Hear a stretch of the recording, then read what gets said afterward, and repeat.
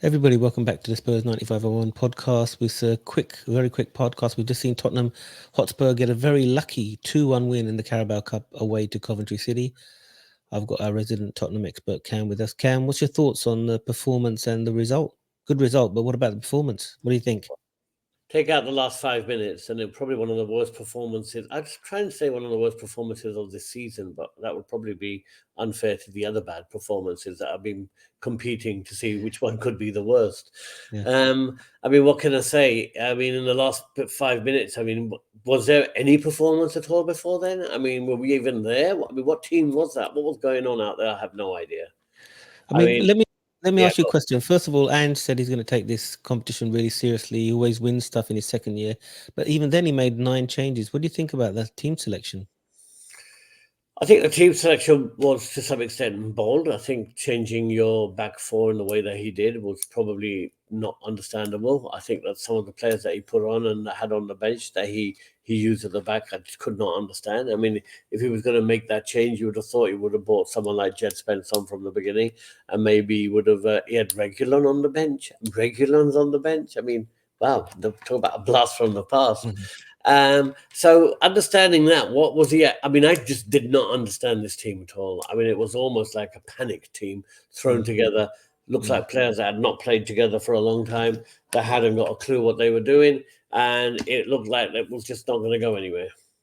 I don't understand why managers keep their best players on the bench and bring them on if they're losing or if they're not doing well. Why not put them on, win the game comfortably, and then take them off and then bring the guys off? What do you think? I agree with you. I mean, I don't understand why, if you think this game is that important, and after the fact that you've lost so many games in the past that you cannot get anything going, you then put on a team which is so poor. You're playing as if you're top of the league, that you've won every single game that's going, and let's just put all these. We can afford to win because we've got such a great squad. You might understand it, especially if we're playing City at the weekend or whatever. Coventry was doing so well. However, look at our record. We haven't scored a goal, I believed, apart from today, outside of the game against Everton, because the goal against Newcastle was an own goal. We did score against Arsenal. Today, we didn't look like scoring until the last two About minutes. Leicester, was that an own goal as well, Leicester? I can't remember.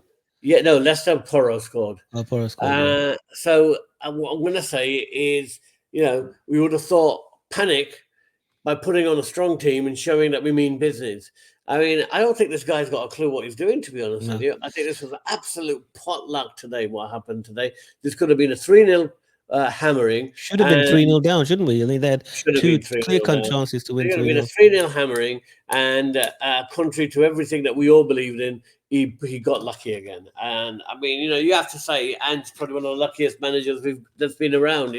He got lucky in the first 8 games, 9 games. He's been discovered, caught out since November of last year, and now, as a Spurs fan, am I happy that Spurs win? Yeah, I'm very happy that Spurs win. Am I happy that Ange has pulled the rabbit out of the hat? No, I'm pretty pissed actually, because if I could sit here and say to you, we lost that game fair and square, which potentially we should have done, I probably would have been a happier person because I could see some hope on the horizon. Now, what happens? And I've looked at our fixtures that are coming up. We've got Brentford coming, we've got Brighton coming, we've got Manchester United coming. It's not until the middle of November that we get to play Ipswich where we might get a chance of 3 points. Hmm. What's going to happen going forward, right? It's just scary. Beating Coventry in the Carabao Cup at the last minute through a bit of luck, literally in the last minute. Look at the other teams that are there.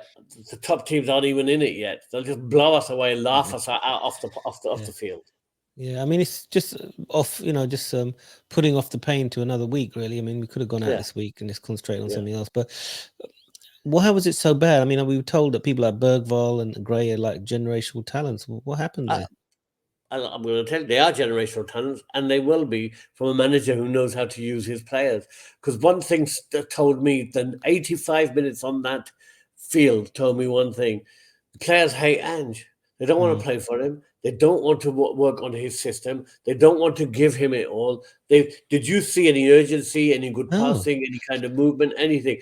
To be totally honest, there was only one player that really wanted to score, and that was Jed Spence. Great goal. I've got to give it to him. He wanted to prove something. He had something to prove, and he proved it. Yeah, but Johnson got a good goal towards the end. But I mean, he was very lucky to get into where he did. We should have already lost the match then. But the rest of the players did not look like they wanted to play for this guy. Nobody wants to play for him. When's the message going to stick in? This is what I wanted to ask you. Do they actually look like they want to play for this guy? No, I don't think so. Because, there's one thing losing, Ray, and there's one thing being not giving a crap on the field and being bad and just being made to look ordinary and ridiculous, as if there is no system in place. There's no idea where anyone's supposed to play. And that just basically the player saying to the manager, your system sucks. You suck. We don't know what you want us to do. So hell with it. That's what it struck to me. That's what that game today looked like. So how long can this go on now then? How long do you think he's got left then? Because he got lucky today. He got lucky today. I think he's bought himself till Christmas. Do you think if he'd have got beaten today, do you think that would have been it for him? I think that would have had the writing on the wall, because then the players, it would be very clear that he's lost the dressing room, right? And you go in from a beating against Arsenal, a beating against Coventry, into a game against Brentford, who are playing some pretty slick football, to be honest with you. Yeah. Knowing you probably ain't going to beat them. And then it just a downhill slide, because then you've got Man United. Then you've got Brighton coming. You got West You're not Ham going to beat well. Brighton and Man United the way they're playing right now. Yeah. So, okay, Cam, final thoughts on this then? Another disastrous performance. The guy hasn't got a clue, really. We luckily won 2-1.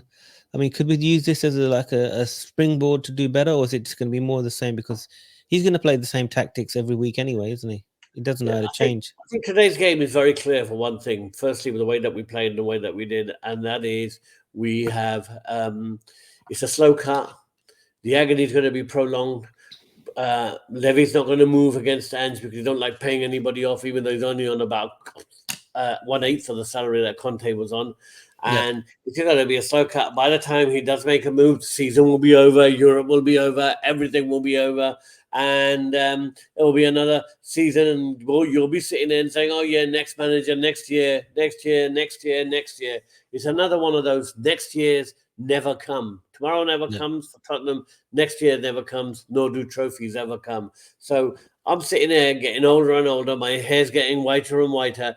And I've now resigned myself that the only time that Spurs will see a trophy is after I'm dead.